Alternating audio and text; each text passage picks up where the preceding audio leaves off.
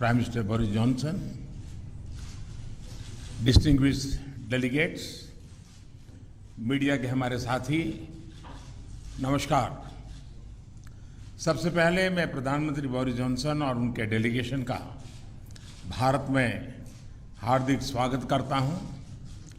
प्रधानमंत्री के रूप में भले ही यह उनकी पहली भारत यात्रा है, लेकिन एक पुराने मित्र के रूप में वे भारत को बहुत अच्छे से जानते हैं, समझते हैं। पिछले कई वर्षों से भारत और यूके के संबंधों को मजबूत करने में प्रधानमंत्री जॉनसन की बहुत महत्वपूर्ण भूमिका रही है।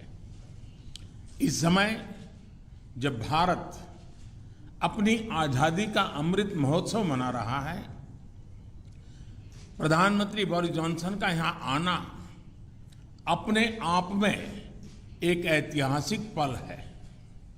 और कल तो पूरे भारत ने देखा है कि आपने अपनी भारत यात्रा का शुभारंभ साबरमती आश्रम में महात्मा गांधी को श्रद्धा सुमन अर्पित करके किया।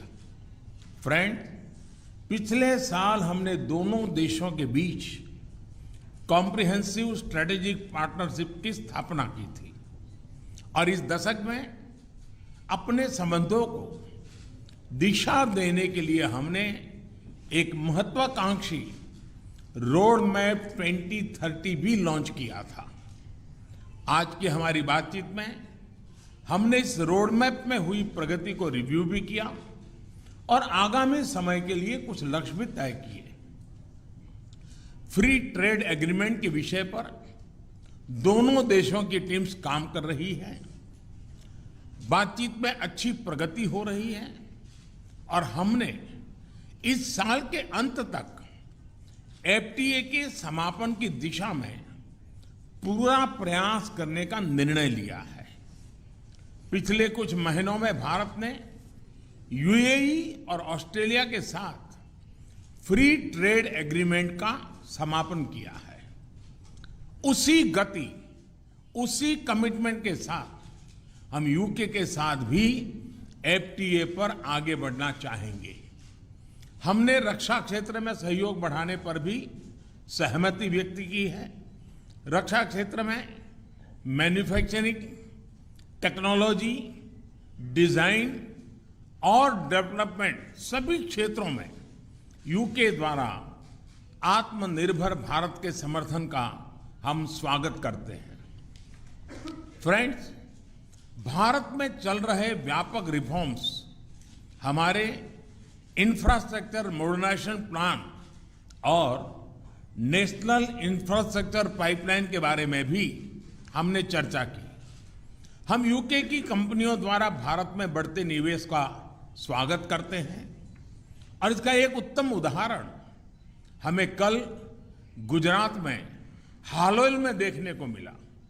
यूके में रहने वाले 1.6 मिलियन भारतीय मूल के लोग समाज और अर्थव्यवस्था के हर क्षेत्र में सकारात्मक योगदान कर रहे हैं। हमें उनकी उपलब्धियों पर गर्व है और इस जीवंत सेतु को हम और मजबूत करना चाहते हैं। इस दिशा में प्रधानमंत्री जॉनसन ने निजी रूप से बहुत योगदान किया है।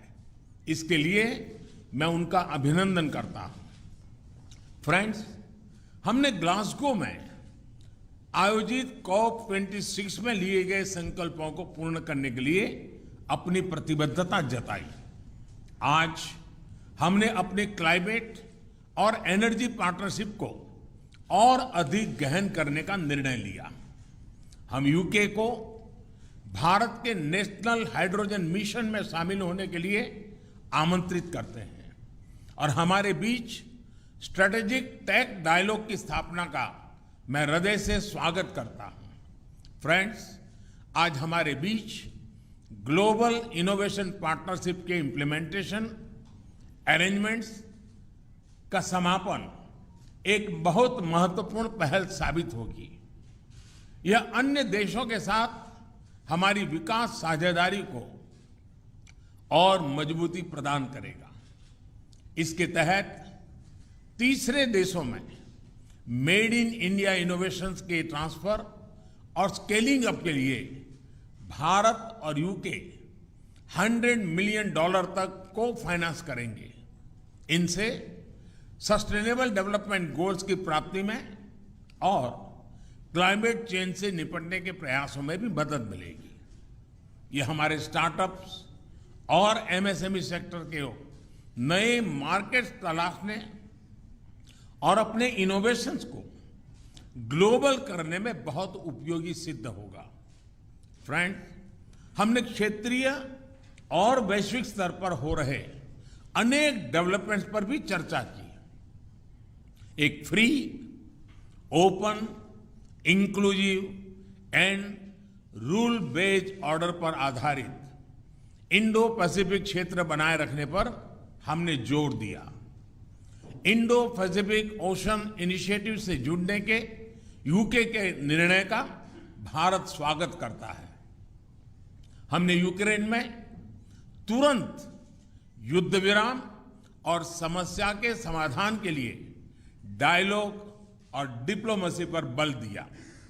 हमने सभी देशों की क्षेत्रीय अखंडता और संप्रभुता के सम्मान का महत्व भी दोहराया। हमने एक पीसफुल, स्टेबल और सिक्योर अफगानिस्तान और एक इंक्लूसिव और रिप्रेजेंटेटिव गवर्नमेंट के लिए अपना समर्थन दोहराया। यह आवश्यक है कि अफगान भूमि का प्रयोग अन्य देशों में आतंकवाद फैलाने के लिए नहीं होना चाहिए। एक्सेलेंसी, आपने हमेशा भारत और यूके के संबंधों को मजबूत करने के लिए विशेष प्रयास किए हैं। इसके लिए हम आपका अभिनंदन करते हैं। एक बार फिर आपका और आपके प्रतिनिधिमंडल का भारत में हार्दिक स्वागत है। बहुत बहुत धन्यवाद।